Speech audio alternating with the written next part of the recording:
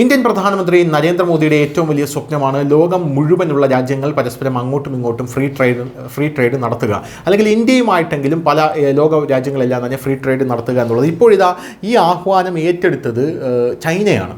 അതായത് മോദിയുടെ ആഹ്വാനം അക്ഷരാർത്ഥത്തിൽ ചൈന ഏറ്റെടുത്ത് ആഫ്രിക്കൻ ഉൽപ്പന്നങ്ങൾക്ക് സീറോ താരിഫ് ഏർപ്പെടുത്താൻ തങ്ങൾ തയ്യാറാണ് എന്ന് പ്രസിഡന്റ് ഷീ ജിൻപിങ് പറയുന്നു. നയതന്ത്ര ബന്ധമുള്ള ഏറ്റവും വികസിത രാജ്യങ്ങളിൽ നിന്നുള്ള 100% സാധനങ്ങൾക്കും ചൈന ഇതിനകം തന്നെ സീറോ താരിഫ് പരിഗണന അനുവദിച്ചിട്ടുണ്ട്. പൊതുവികസനത്തിനായിട്ടുള്ള സാമ്പത്തിക പങ്കാളിത്ത കരാറുകളിൽ ഒപ്പുവെച്ചുകൊണ്ട് ചൈനയുമായി നയതന്ത്ര ബന്ധം പുലർത്തുന്ന എല്ലാ ആഫ്രിക്കൻ രാജ്യങ്ങളിലേക്കും ഈ നയം വ്യാപിപ്പിക്കാൻ ഞങ്ങൾ തയ്യാറാണ് എന്നാണ് ഇപ്പോൾ ചൈന പറയുന്നത്.